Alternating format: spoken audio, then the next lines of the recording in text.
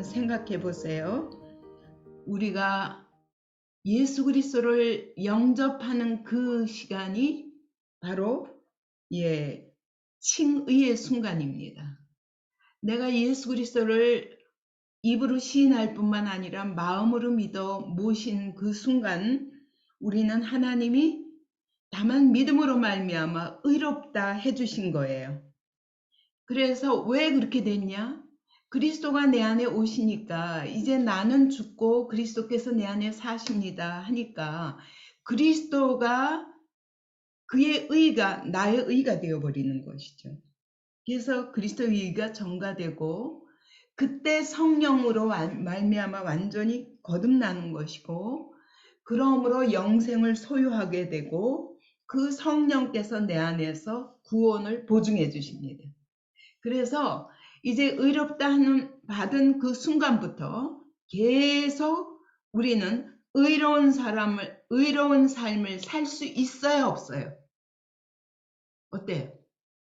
있죠? 네? 여러분이 자꾸 나는 안 될 것 같아. 나는 믿음이 없어. 내가 구원받았나? 이건 다 칭의가 뭔지를 모르는 거예요.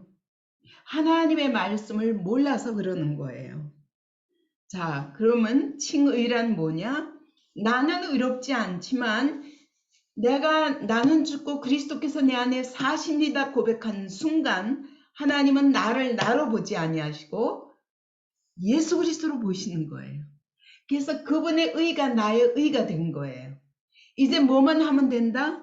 나는 죽고 그분이 사시도록 계속 내 삶을 그분께 드리는 것만 하면 되는 거예요. 그죠? 그러기 때문에 여러분 의롭게 살 수 있어요, 없어요? 여러분 의롭게 살 수 있을 뿐만 아니라 나를 믿는 자는 내가 한 일을 그도 할 것이요 그보다 더 큰 일도 하리니. 그죠?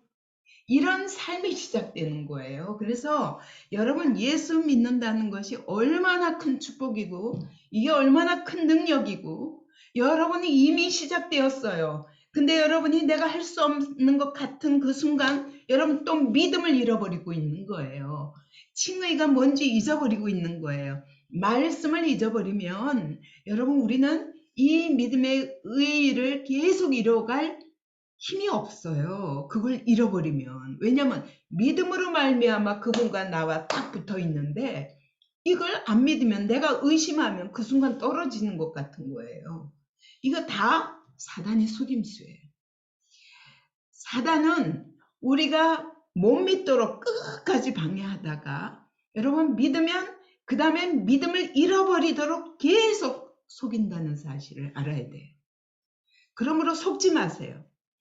그래서 계속 우리는 믿음의 의를 누리는 삶을 살아야 돼요. 나는 이렇게 정말 껍데기같이 정말 날마다 실패하고 또 그냥 깨지는 것 같고 하지만 주님이 믿음으로 말미암아 주님 제가 믿습니다 고백하는 거예요. 붙잡는 거예요. 그 시간에 주님의 약속을 붙잡는 거예요. 그래서 오직 예수 그리스도를 바라보라 하는 얘기는 여러분 내 믿음을 고수하라는 거예요. 잃어버리는 것 같으면 다시 붙잡으라는 거예요. 이것이 승리의 길이에요. 그래서 우리는 날마다 성화되어 갈 수밖에 없어요. 거룩하게 주님을 닮아갈 수밖에 없어요. 안 믿어서 그렇지. 그죠? 이것도 믿음으로 말미암아서예요. 성화도. 저는 안 되지만 또 주님을 바라봅니다. 십자가에서 승리하신 주님. 주님, 여기 오늘도 본문이 뭐예요? 믿음의 선한 싸움을 싸우라 하잖아요. 여러분, 믿음의 선한 싸움은 이 싸움은 원래 예수 그리스도께서 십자가에서 다 이루신 승리예요. 그죠? 그리고 앞으로 반드시 이룰 수밖에 없는 승리예요. 왜? 영화롭게 하셨느니라 하셨기 때문에. 그러면 오늘 내가 할 일이 뭐냐? 여러분 오늘 날마다 나는 믿기만 하면 돼요. 놓치다가도 또 믿음으로 붙잡고 이게 예수를 바라보라는 얘기예요. 그래서 여러분 우리가 이 믿음을 잃지 않고 주님을 바라보는 한 우린 절대 승리하게 되어 있습니다. 그죠? 이것에 대한 확신을 가지셔야 돼. 자, 구원받은 사람은 오늘 성화에서 구원받은 사람은 그리스도와 함께 내가 옛사람은 죽었습니다 하는 것과 함께 우린 새 사람이 된 거예요. 그러므로 누구든지 그리스도 안에 있으면 새로운 피조물이라. 이전 것은 지나갔으니 보라 새 것이 되었도다. 내가 새 사람이라는 걸 늘 인식해야 돼요. 근데 새 사람으로 자 이제 새 사람이 되었다는 게 뭐냐? 내 안에 예수가 계셔요. 내 안에 예수의 생명이 있어요. 그것이 바로 성령님이에요. 그래서 이 성령님은 구원의 첫 열매예요. 내 안에 구원의 첫 열매가 들어오셨어요. 그래서 이제는 첫 열매가 내 안에 이미 딱 심겨졌기 때문에 이제부터는 계속 더 자라가서 영화를 이뤄가는 것밖에 없어요. 자, 그래서 이제는 이미 내가 믿습니다 하고 고백하고 예수님을 영접한 순간 우리는 의롭다 함을 받았는데 날마다 의로워 가는 거예요. 더 의롭게 변화되어 가는 거예요. 자, 그러면 이 성화를 이루기 위해서 오늘 우리가 해야 할 일이 뭐냐? 한마디로 나 옛사람은 죽었고 내 안에 성령님이 들어오셨습니다. 이거 아는 자들이잖아요. 그죠? 성령님이 우리 안에 행하신다고 그랬어요. 그러므로 빌립보서 2장에 보면 자, 너희는 이제 사랑하는 자들아 너희는 이제 항상 복종해라. 어디에? 너희 안에서 행하시는 이가 하나님이시기 때문에 항상 복종해라. 그래서 전적으로 성령님께 복종만 하면 돼요. 그분이 내 안에 계시다는 걸 믿고 그분이 오늘도 나를 인도하심을 믿고 여러분 그분께 계속 물으세요. 그러면 그분이 우리에게 하나님이 기뻐하시는 뜻대로 소원을 주신다는 거예요. 그래서 내 마음에 생기는 소원들이 하나님의 뜻이라는 것을 믿으세요. 근데 그게 진짜일 때도 있고 아닐 때도 있거든요. 내가 원하는 것일 때도 있고 성령께서 주시는 소원일 때도 있거든요. 그걸 뭘로 확인하죠? 예, 말씀으로 확인하면 돼요. 말씀으로 확인하면 돼요. 말씀에 그렇다 하신 것이면 여러분 아멘 내 것으로 붙잡아요. 성령께서 지금 내게 소원을 주셨구나. 주님이 기뻐하시는 뜻이구나. 그러면 여러분 이것은 성령께서 주신 거예요. 그러므로 항상 복종해라. 예. 이것이 이제 저의 신앙생활의 아주 그냥 표대예요. 저는 하나님이 내 안에 어떤 선한 하나님의 뜻대로 소원을 주시면요. 아 하나님 주셨구나. 그리고 아멘 하고 순종부터 시작하는 거예요. 목회도 그렇게 해서 여기까지 왔어요. 저는 교회가 어떤 것인지 어떻게 하는 것이 하나님이 기뻐하시는 것인지 여러분 모델도 본 적이 없고 내가 교회를 다녀본 적도 없었기 때문에 내가 교회를 세운다는 건 말도 안 되는 일이에요. 근데도 하나님께서 주시는 이 소원을 따라 왔는데 오늘 여기까지 온 거예요. 그래서 제가 늘 내가 세운 것이 아니라 주님이 세우셨다 말하는 거죠. 그래서 여러분 항상 누구에게? 내 안에 계신 성령께 복종하면 돼요. 이게 첫 번째, 성화의 첫 번째 조건이에요. 우리는 우리 자신을 떠나서는 아무것도 할 수 없어요. 근데 그렇게 하기 위해서 여러분 그렇게 항상 성령께 복종하기 위해서 해야 될 게 있어요. 그게 에베소서 4장 22절부터 24절까지. 거기 보면 뭐라 그랬냐면 너의 육체의 욕심을 따라 유혹의 욕심을 따라 썩어져 가는 구습을 따르는 옛사람이 내 안에 있잖아요. 여전히. 그죠? 분명히 새 사람인데 옛사람이 내 안에 여전히 있다니까. 근데 이게 자꾸 구습대로 그죠? 내 욕심대로 자꾸 이게 살아나. 유혹이 자꾸 살아나. 그럴 때 자 이것은 이 옛사람은 벗어버려라. 아니지 난 벌써 죽었지. 그리고 버리라는 거예요. 그리고 새 사람을 입어야 돼요. 하나님의 성령께서 주시는 소원을 따라가다 보면 의와 진리의 거룩함으로 지으심을 받은 새 사람이 나타나요. 아 이거 붙잡으라는 거야. 나 진짜 새 사람이지. 근데 요게 잘 안 돼. 그죠? 옛사람을 버리고 새사람을 입는 일이 잘 안 돼. 왜 안 되냐? 그게 가운데 절 23절이에요. 그게 뭐냐? 너희 심령을 새롭게 해. 응? 네 마음을 새롭게 하면 돼. 자꾸 이게 옛 마음, 옛 사람의 마음이 우리를 뭔가 이렇게 잡아 끌고 세상에 속된 것들이 우리를 자꾸 유혹을 줄 때 그때 얼른 네 마음을 탁 다잡아. 아, 나 새 사람이지. 내가 옛 사람은 벌써 죽었지. 그래서 그거 딱 버리고 새 사람을 딱 붙들면 되는데 요거를 잘 못해요. 그죠? 그래서 마음을 새롭게 해라. 늘 내가 새 사람이라는 것, 이전 것은 지나갔으니 보라 새 것이 되었도다. 이걸 날마다 붙잡으라는 거예요. 그렇게만 하면 여러분 되게 돼 있어요. 우리가 내 안에서 행하시는 분이 주님이시라는 걸 믿고 그분의 주시는 소원대로 따라가면 그러면 따라가는데 방해가 되면 내 마음을 새롭게 해라. 왜 이래 너? 다시 믿음으로 이렇게 하는 것이 항상 복종하는 길이라는 거. 두 번째, 영적 예배의 삶이란 뭐냐? 로마서 12장 말씀처럼 너희 몸을 하나님이 기뻐하시는 산제사로 드리라. 여러분, 산제사라는 말에 비밀이 있어요. 이미 나는 제물로 드렸어요. 그죠? 제물로 이미 드렸어요. 드렸는데 아직도 내 안에 옛사람이 살아있어. 아니, 제물로 드렸다는 거는 죽었다는 뜻이잖아요. 그죠? 제사. 죽여서 제사 드리지, 죽이지 않고는, 피 흘리지 않고는 절대 제사 드릴 수 없어요. 그래서 난 나를 제사 드렸어. 죽였어요. 근데 살아있어요. 그럼 살아있는 나는 옛사람 내가 아니라 예수님이란 말이죠. 그죠? 내 안에 사는 것은 그리스도니라고 고백했기 때문에. 그래서 아, 나 죽었지.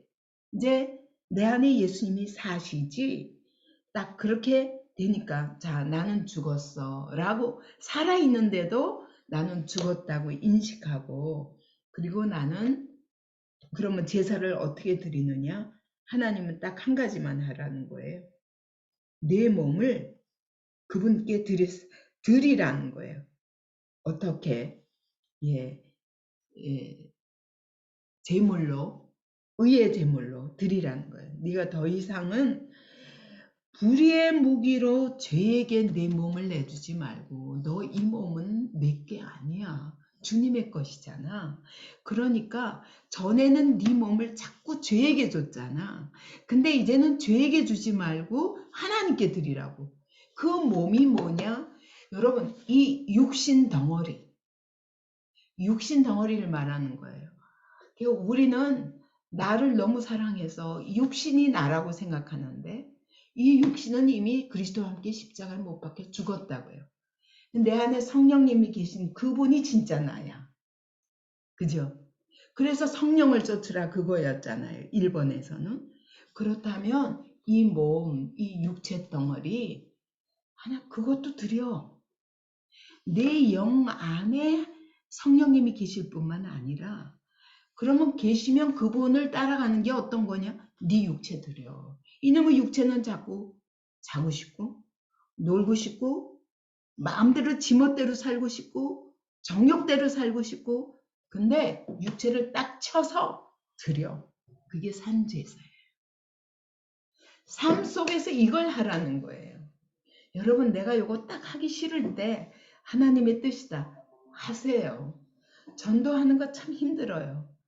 근데 왜냐면 저 사람이 나를 어떻게 볼까? 내가 해도 소용없을 텐데 이런 게 우리를 꽉 잡아도 여러분 핍박을 받을지라도 그런 거 싫잖아요. 그러나 드려. 이게 순종이거든요.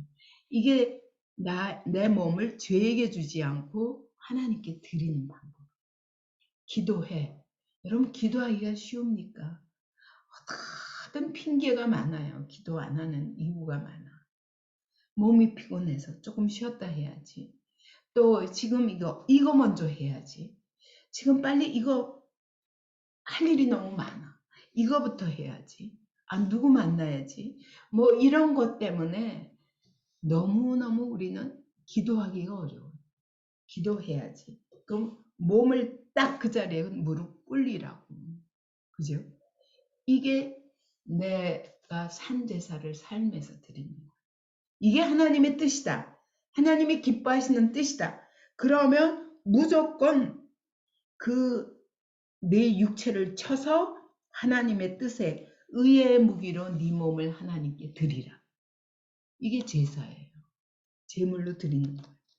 그래서 삶 속에서 늘 나는 제물로 하나님께 드렸어.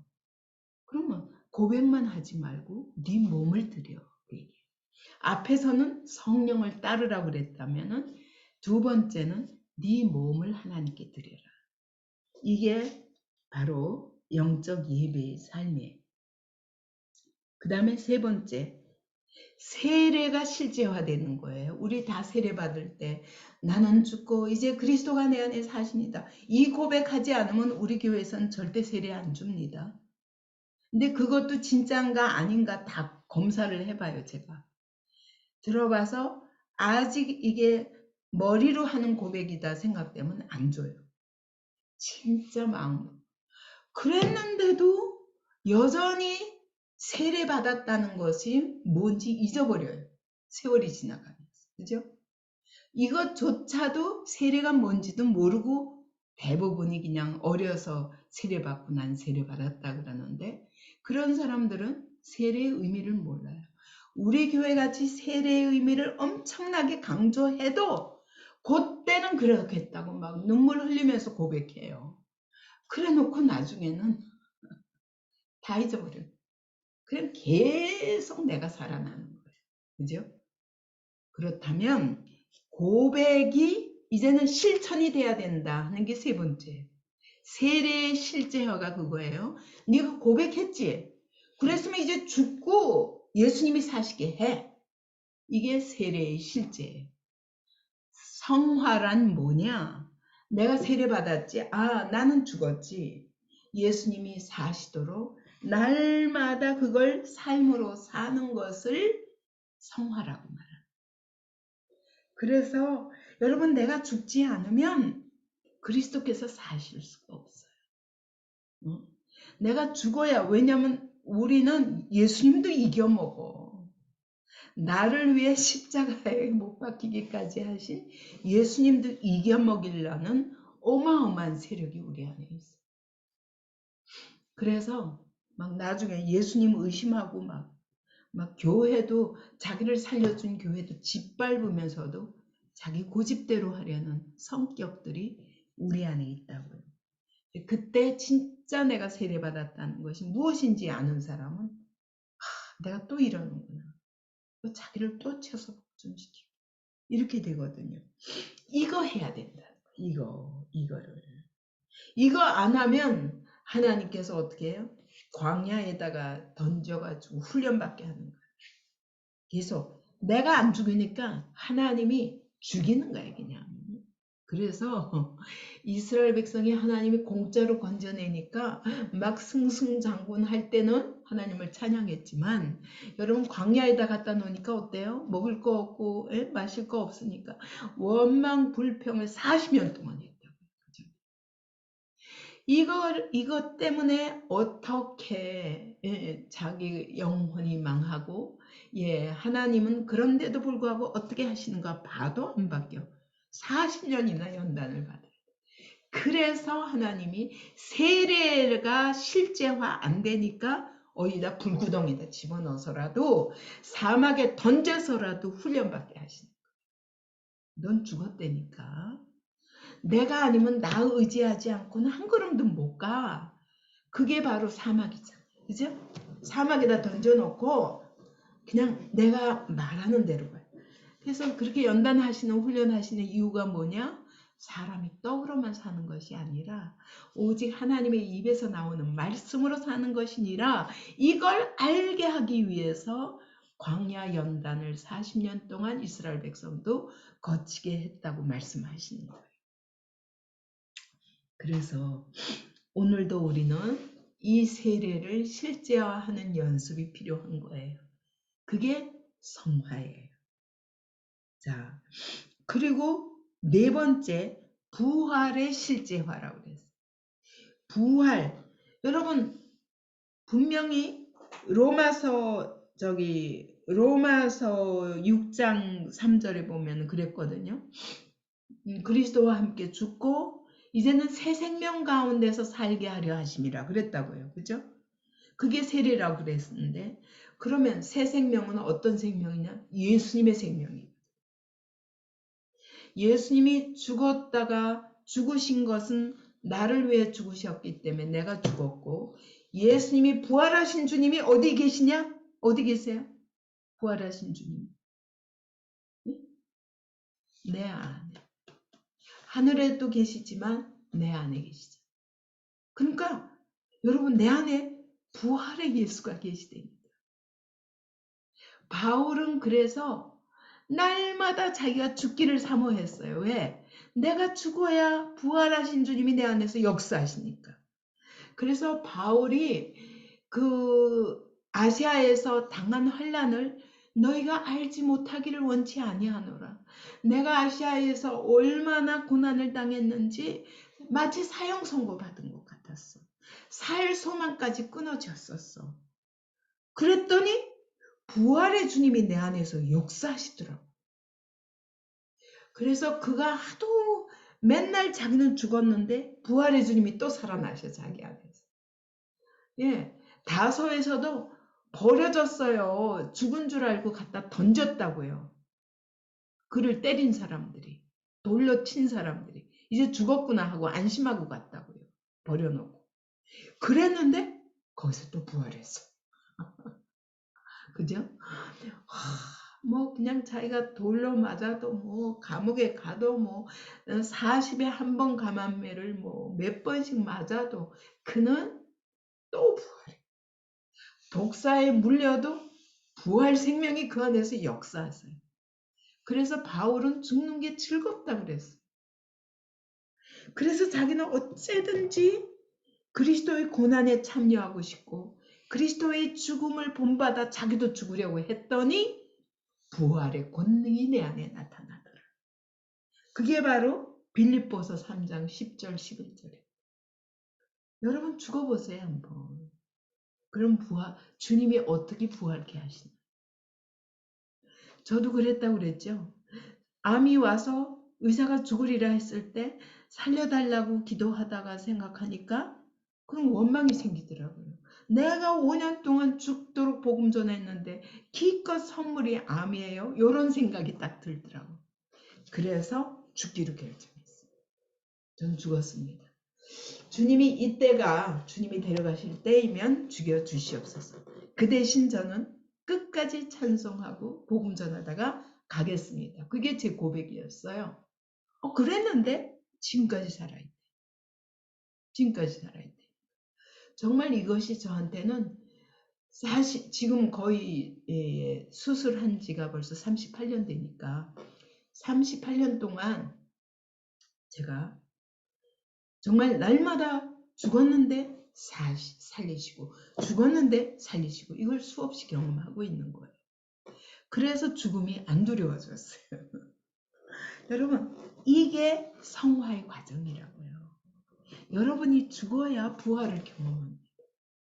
막 살라고 아둥바둥하면 여러분 내가 88 옛사람이 살아서 오히려 죽을 길로 가더라고요. 내가 죽겠습니다 했더니 그때 부활의 주님이 내 안에서 역사하시면서 나 도저히 살 소망도 안 가졌는데 살리시는 거를 경험하는 거예요. 그래서 여러분 죽는 걸 두려워하지 마세요. 죽는 걸 두려워하지 마세요. 주님이 죽여도 살리라.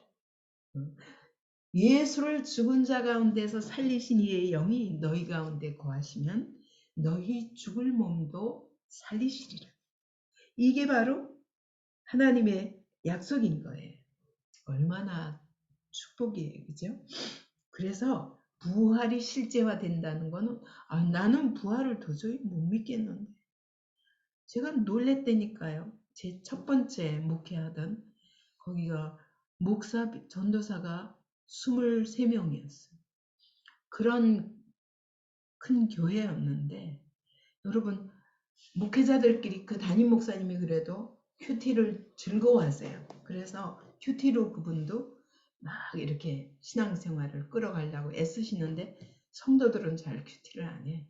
그래도 목사님은 열심히 자기는 큐티가 설교에 그 영감을 주시는 시간이라고 이렇게까지 고백하시는데도 불구하고 그런 교회에서 23명의 목사 전도사들이 모여서 큐티를 해. 우리 날마다 좀 큐티 좀 하자. 그래서 시작했거든요. 그래서 저도 처음 기대했어요. 제가 처음 가자마자 그러시니까 너무 감사하더라고요. 근데 너무 깜짝 놀랐어요. 목사님이 물으시는 거예요.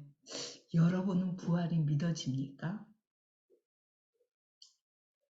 그랬더니 이제 우리 솔직하게 얘기해 봅시다. 그랬더니 믿어진다는 사람이 단 한 사람도 없는 거예요. 근데 더 놀라운 건 담임 목사님 자신도 사실은 나도 잘 안 믿어진다.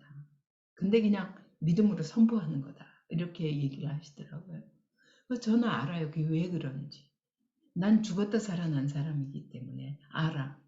나는 부활을 확신하는데 내 안에 부활의 예수가 계시다는 것도 확신하고 죽으면 부활할 것도 확신하거든요. 왜냐하면 죽어봤는데 살리시는 걸 경험하니까 머리가 아니라 마음으로 고백할 수 있더라고요. 그죠? 그 다음에는 이 큐티가 오리무중인데 목회자들 23명이 모여서 큐티를 하는데 오리무중이에요. 그 다음에 정말 이 큐티가 너무 싫더라고요. 이런 큐티를 왜 해야 되지? 그러면 이 목회자들이 솔직해지기 시작하니까 믿음이란 단 한 올도 없어. 여러분 우리가 그렇다니까.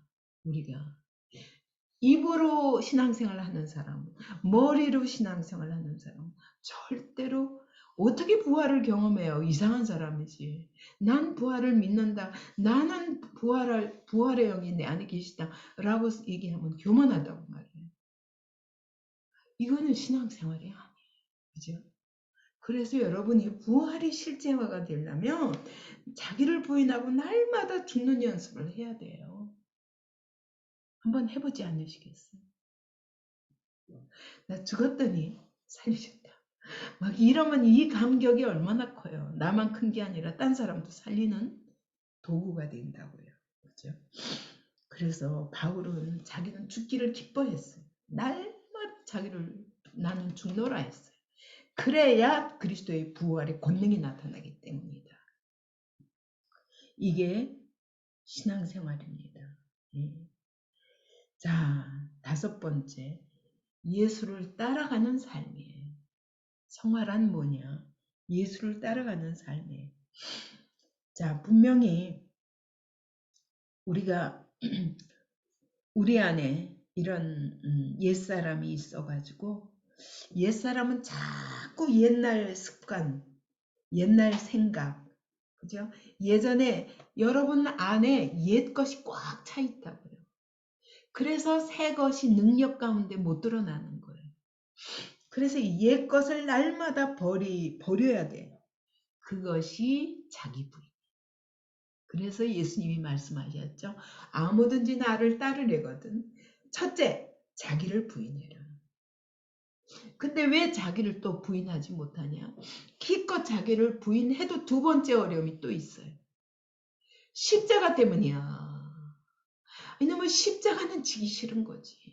그죠?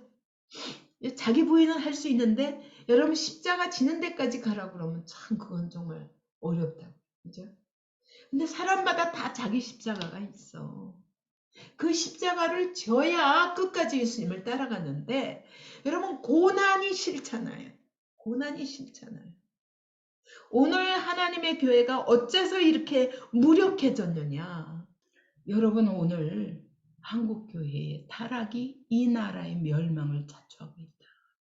한국교회의 타락은 목사의 타락이요. 목사의 타락은 신학교의 타락이다. 여러분, 이건 정말 무릎 꿇고 기도해야 할 일이에요. 신학교가 살아나지 않으면 한국교회 소망이 없습니다. 근데 신학교에 가보면 여러분, 오늘도 우리 신학생이 셋이 있잖아요. 우리 교회에. 이 셋이 신학교 가가지고 목사님, 처음에는 막 재밌게 공부하더니 요즘 그래. 목사님, 정말 학교 가기가 싫고 학교 가면요 얘기할 사람이 없어. 그 사람들은 우리를 이상한 사람으로 생각해. 신학교 교수님도 막 애국하는 오히려 목사님들을 비난하고 그런 거 절대로 교회가 해서는 안 된다. 영적 소경들이. 여러분, 그래서 하나님이 다시 죄와 싸워라. 우리의 정욕과 싸워라. 자기를 죽여야 되는데 자기가 팔팔 살아서 교만하다 보니 신학도 하나님 중심, 하나님이 오늘도 살아계시고 성령께서 오늘도 하나님의 교회 안에 역사하시고 진리를 수호하는 것이 그것이 교회의 사명이다. 이런 거 안 가르쳐요. 그게 아니라 오히려 여러분 육신의 인간의 학문을 통해서 하나님에 대하여 설명하려 하다가 길을 잃어버린 거예요. 오늘 교회가 싸워야 할 싸움은 이 진리의 싸움이거든요. 이 진리를 수호하기 위해서 우리의 삶과 모든 걸 걸어야 돼요. 여러분 개개인이 먼저, 개개인부터 여러분 하나님의 말씀과 빗나간 건 다 버려야 돼요. 그죠? 하나님의 말씀에 어긋나는 것은 그것이 아무리 학문이라는 이름으로 지금은요 사람이 만든 이념과 이론과 사상이 이 세상을 지배하고 있다고요. 그러다 보니까 하나님의 진리까지 바꾸지 않아요. 동성애하는 사람들도 사랑해야 되기 때문에 동성애를 찬송하는 목사, 이게 진리를 수호하는 사람입니다. 여러분, 이게 반 이상이 되어버리니 교회가 힘을 잃죠. 나머지는 이것과 또 싸울 생각을 못해요. 싸우는 사람은 극히 소수예요. 그 소수의 사람들이 무너지면 한국교회 무너지고 이 나라는 무너지는 거예요. 지금은 여러분 너무 급해서 하나님 앞에 정말 금식하며 부르짖어야 할 때입니다. 하나님이 건져주시지 않으면 이 나라 여기서 끝장이에요. 예수를 따르기 위해서는 자기를 부인해야 되는데 자기 부인이 뭐냐? 내 생각부터 부인해야 돼. 내 감정도 부인해야 되고 내가 여태까지 배운 모든 지식을 부인해야 돼요. 하나님의 말씀과 다른 생각, 하나님의 말씀과 다른 세상의 도덕과 윤리 다 버려야 돼요. 하나님의 말씀과 다른 지식, 여러분 안에 그런 것들이 들어가 있다면 이거 다 버려야 돼요. 이것이 자기 부인이에요. 내 속사람이 성령에 거슬러지고 여러분 아무리 내가 여태까지는 이게 옳은 줄 알고 세상이 아무리 이게 옳다 할지라도 우리는 하나님의 말씀이 우리 모든 믿는 것의 근거가 되어야 되죠. 그죠? 근데 진리의 기둥과 터가 뭐냐? 터가 무너지면 끝이에요. 기둥이 무너지면 끝이에요. 교회는 진리가 무너지면 끝이에요. 그게 진리의 기둥과 터라는 뜻이에요. 교회가 싸워야 할 싸움의 첫째가 진리예요. 하나님 말씀이에요. 근데 우리가 얼마나 하나님의 말씀과 세상의 윤리와 세상의 이론과 세상이 말하는 기준과 여러분 타협하고 있습니까? 교회는 이거 타협하면 무너지는 거예요. 오늘 우리 한국교회도 이와 같이 무너진 거예요.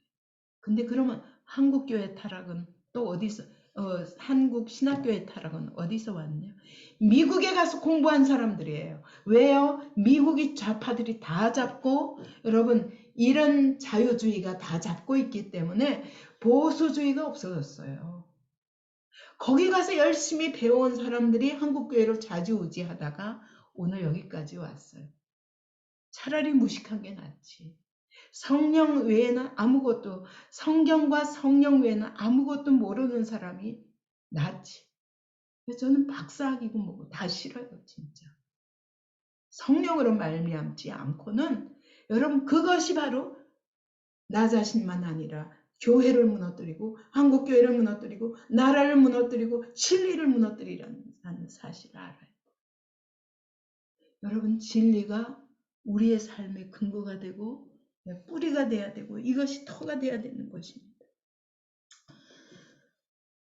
여러분 내가 새 사람을 입었다 하지만 그것은 믿음으로 말미암아 하나님의 약속에 의해서 새 사람이 된 것이지 내가 새 사람이 되어 가야 돼. 우리가 죄인이지만 의인으로 칭해 주신 것처럼 여러분 우리가 옛사람이 여전히 여기서 90% 이상을 차지하는데도 불구하고 여러분 10%의 믿음 때문에 하나님이 우리를 새 사람이라고 새 사람 붙잡아 새 사람 10%의 새 사람 아니 1%라도 좋으니까 생명 있는 새 사람 붙잡아 그러면 그 1%가 10%가 되고 10%가 50%가 되고 50%가 90% 100%가 되게 하라 하시는 거예요.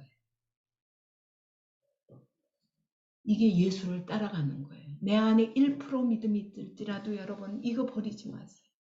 꽉 붙잡으세요.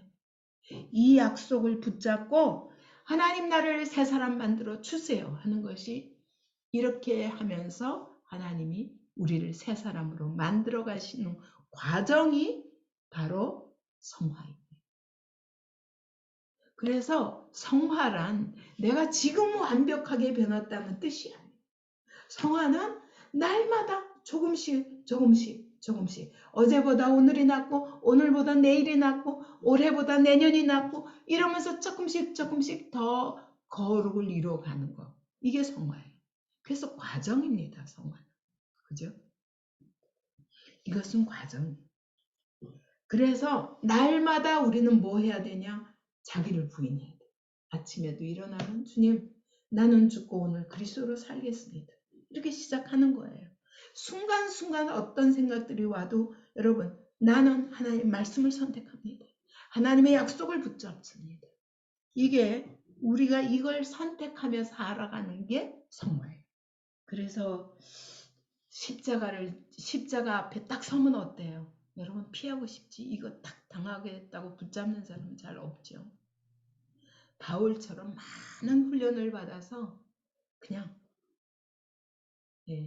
정말 내가 죽으면 부활의 권능이 나타난다. 그래서 붙잡는 사람이 아니라면 못하는 거예요. 그죠? 날마다 십자가 앞에서 또 지기로 결정하는 거예요. 사실 그동안에도요. 지금 이제 2달을 제가 이렇게 살고 있는데 마치 그냥 매 순간 오늘 도저히 안 되겠어요. 그런데 매 순간 할 일이 떠오르면 저는 이게 그냥 이게 내가 아프고 이런 게 다 잊어버려져요.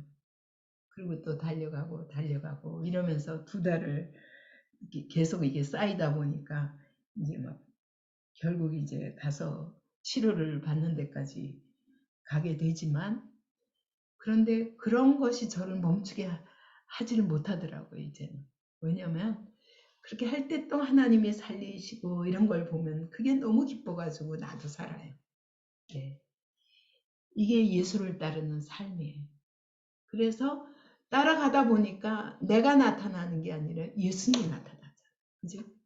예수님을 따라가면 나하고 예수님하고 나는 죽고 계속 나를 부인하고 십자가 지고 어려워도 계속 따라가다 보면 예수님이 나타나거든요. 이 즐거움을 알면 여러분 예수 따르는 삶은 너무너무 행복한 삶이에요. 왜? 내가 이것만 부인하고 그냥 따라가면 또 예수님의 그 영광이 나타나는 게 너무 즐거워서. 그죠? 이게 신앙생활, 이게 성화의 삶이라고 말씀하는 거예요. 그래서 자, 이 새 사람을 입었으니 그랬는데 새 사람을 입었다고 말씀하는데 여러분 방법이 뭐냐? 옛사람은 버리고 새 사람을 입는 거예요. 그거 하기 위해서 뭐 해야 된다? 마음을 새롭게 해라. 그죠? 그게 아까 에베소서 4장이었죠? 자, 예수를 따라가는 삶의 방법이 뭐냐? 옛사람 버리고 새사람 입어라. 어떻게? 첫째, 마음을 새롭게 함으로. 그러니까 날마다 내 마음을 새롭게 하는 것이 방법입니다. 이것이 어려웠던 것은 십자가 지는 거였죠. 그 어려움을 지고 따라가기로 결정하는 것. 마음을 새롭게 하는 것과 십자가 지는 것. 요 두 가지면은 우리 예수 따라갈 수 있어요. 그죠? 아멘. 여러분이 한번 삶 속에서 이거 경험하고 작은 거라도 한번 경험하면 여러분 안에 이 기쁨이 와요. 그래서 그럴 때는요. 여러분 입 다물지 말고 간증하세요. 간증하면서 나도 기쁘고 딴 사람도 기쁘거든요. 아, 저 사람도 저렇게 하는구나. 나도 한번 해봐야지. 이러면서 또 내가 하게 되고 그러면서 이것이 우리의 문화가 되었으면 좋겠어. 난 예수 따라가기로 했어. 그러면 여러분 자기 자신에게 선포하세요. 말씀을 딱 붙잡고. 그리고 다른 사람에게도 선포하고 우리의 간증은 그런 효과가 있어요. 하나님께 대하여 고백할 뿐만 아니라 사단에게 선포하는 거예요. 그러니까 너가 다음에 이런 말이 나오던 선포해. 예수 이름으로 명하노니 더러운 마귀야 떠나가라. 난 하나님의 사람이야. 하나님은 나를 붙드시고 나를 인도하고 계신다 하고 선포하는 거야. 그런 것에 눈물을 흘릴 필요 없다. 여러분도 이제 그렇게 막 날마다 여러분의 믿음의 선포가 늘어나기 바라요. 그래서 여러분이 정말 그 간증을 해주셔야 돼요. 교회 안에서도 서로 이렇게 하면서 나만 일어날 뿐 아니라 다른 사람도 일으키는 거예요. 그래요. 그래서 예수를 따라가는 삶은 어려운 게 아니라 기쁜 일이에요. 우리는 십자가 때문에 어렵다고 생각하는데 십자가 뒤에 부활이 있는 거예요. 그 부활의 권능이 나타날 것을 믿음으로 바라보시기 바랍니다. 이렇게 하루하루를 살다 보면 어떻게 돼요? 예수 닮아가요. 부부도 수십 년 살다 보면 얼굴도 닮아간다고 그러더라고요. 근데 우리가 예수님 따라가면 뭐 어떤 것도 다른 거하고 타협할 수 없어요. 그래서 예수님만 따라가는 사람은 얼굴도 예수님을 닮게 돼 있고 마음도 예수님을 닮게 돼 있고 생각도 예수님을 닮게 돼 있고 그러다 보면 여러분 우리가 가는 곳곳마다 예수가 하시던 일을 나도 하게 되고 그죠? 그보다 더 큰 일도 하게 되는 역사가 나타납니다. 그래서 우리가 날마다 예수님만 바라보는 사람은 예수님을 사랑할 뿐만 아니라 예수님을 닮아가게 돼요. 예수님만 사랑하는 사람은 예수님을 닮아가게 돼 있어요. 그래서 저같이 거의 우울증 환자처럼 얼굴이 늘 어두웠던 내가 옛날 사람들이 보면 놀라죠. 얼마나 많이 바뀌었는지. 옛날 사진만 봐도 40년 전이니까 옛날 아는 사람들이 나를 오늘 많이 접하지 않지만 아마 사진으로만 봐도 되게 놀랄 거예요. 여러분 점점 닮아가요. 그래서 그 고린도후서 3장 18절에 그러잖아요. 우리가 다 수건을 벗은 얼굴로 얼굴을 보는 것 같이 주의 영광을 본다고 그랬어요.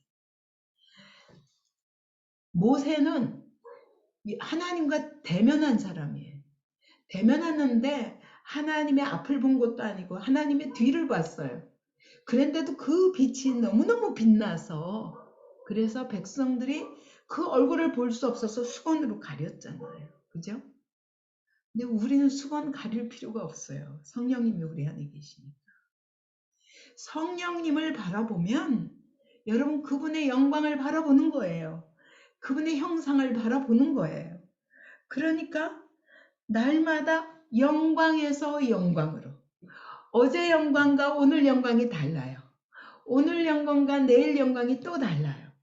이러면서 날마다 영광에서 영광으로 점점 올맞아 가면서 예수님의 더 큰 영광을 우리가 보게 되니, 그러니 어떻게 안 닮아? 그죠? 이게 오늘 우리가 성령님이 우리 안에 계셔서 역사하시는, 왜 이런 일이 일어나냐? 주의 영으로 말미암아. 내가 주님을 바라볼 때 주의 영이 역사하심으로, 예, 날마다 더 큰 영광을 보게 되고, 그만큼 나도 점점 주님이 더 가깝게 느껴지고, 그러다 보니까 나도 닮는 거예요. 제가 제일 처음, 사실 그 우울증 환자처럼 살던 삶에서 제일 먼저 내 얼굴을 인식한 것이 뭐였냐면, 전도하다 보니까 전도를 해야 되겠는데 내가 어두운 얼굴로 전도하면 예수님의 영광이 가려질 것 같았어. 그래서 전도할 때마다 하나님, 또 전도해도 말도 못해 예수 하면 벌써 문 쾅 닫으니까. 그래서 기도하면서 생각하니까 제일 짧은 시간에 가장 확실하게 전도할 수 있는, 문 닫기 전에 문 닫히기 전에 끝까지 그 사람의 뇌리에 남게 하는 게 뭘까 생각하니까 내 얼굴이더라고요. 그래서 사실 웃음이 안 나와도 핍박받는데 무슨 웃음이 나와요, 그죠? 그런데 문 쾅 닫을 게 뻔한데, 그런데도 띵동 누르면 누구세요? 그러고서는 이렇게 문을 열면 그냥 그 순간에 그냥 제가 눈과 내 얼굴에 예수를 담아가지고 활짝 웃어 예수 믿으세요. 그 한마디. 그때는 못 닫아요. 그래서 제 얼굴을 보고 못 닫는 사람들이 생기더라고요. 하도 내가 깊은 얼굴로 그러니까. 그때는 제가 정말 지연해서라도 우리 예수님을 나타내고 싶어서 했다면, 지금은 그렇게 40년을 살다 보니까, 예, 지금은 내가 그렇게 지어낼 필요가 없는 기쁨이 있어요. 그죠? 그 영광이 내 안에, 예, 많은 증거로 있으니까. 그래서 성령님이 이와 같이 내 안에 계시니 그분을 의지하기만 하면 날마다 이런 일이 나타나요. 그래서 또 그렇지 않을지라도, 그렇더라고 우리가 늘 좋은 일만 있는 건 아니잖아요. 그렇게 어려운 일이 생겨도 여러분, 우리가 성령님이 내 안에 계시다는 걸 인식하고 그분을 의지할 때 성령님이 나의 연약함을 도와주신다. 근데 이 도와주신다는 게 그냥 팔을 부축해 준다 요 정도가 아니에요. 그 정도가 아니라, 내가 넘어졌잖아요. 넘어져도 성령님이 내 앞에서 나를 일으켜 주는 거예요. 반대편에 서서 내가 할 수 없는 부분, 같은 편에 서면 한쪽밖에 못 들어줄 거예요. 근데 반대편에 딱 앞에 서셔가지고 나를 일으켜 주는 걸 말해요. 그게 도우신다는 뜻이에요. 원어로. 그러니까 여러분, 여러분이 아무리 어떤 어려운 가운데 나는 스스로 일어날 힘이 없을 것 같을 때에도 성령님이 우리를 일으켜 주십니다. 뿐만 아니라 우리를 위하여 탄식하시며 기도하신다. 그분은 그냥 그렇게만 도와주시는 게 아니라 간구해 주세요. 우리를 위해서 기도하시면서 도와주세요. 하나님의 뜻대로 되어지도록. 그죠? 그래서 이 성령님이 내 안에 계시다는 게 얼마나 큰 무기인지. 여러분이 성령님을 의지하지 않으니까, 여러분의 안에 계시다는 것조차 인식을 못하면 어떻게 그분의 도움을 구하겠어요? 그죠? 내 안에 계신 걸 확신하세요. 왜? 내가 확실히 예수를 믿었지만 아직은 여러분이 그 성령님이 내 안에 100%가 되시지 못하니까 빈 구석마다 오히려 너무 작아. 성령님이 너무 작아. 그리고 내가 너무 커. 그렇더라도 이 작아 보이는 성령님을 의지하면 매 순간 여러분을 일으켜 주시고 여러분에게 힘을 주시고 그의 영광을 나타내신다. 뭐 하면? 내가 죽으면. 그래서 결국은 이 성화의 비밀은 어디서 나타나냐? 자, 복종도 내가 죽는 거죠. 그죠? 복종. 두 번째는 제물. 나 제물로 드렸다는 건 내가 죽었다는 걸 의미하죠. 세례. 세례도 내가 죽었다는 걸 의미하죠. 부활. 내가 예수님이 죽으시니까 부활하신 것처럼 죽어야 부활이 있어요. 그러니까 이것도 죽었다는 뜻이죠. 그 다음에 이제는 예수만 나타나는 게 다섯 번째. 예수만 따라가니까. 그러니까 예수의 영광이 나타날 수밖에. 그게 여섯 번째. 성품의 변화까지 일어나는 거.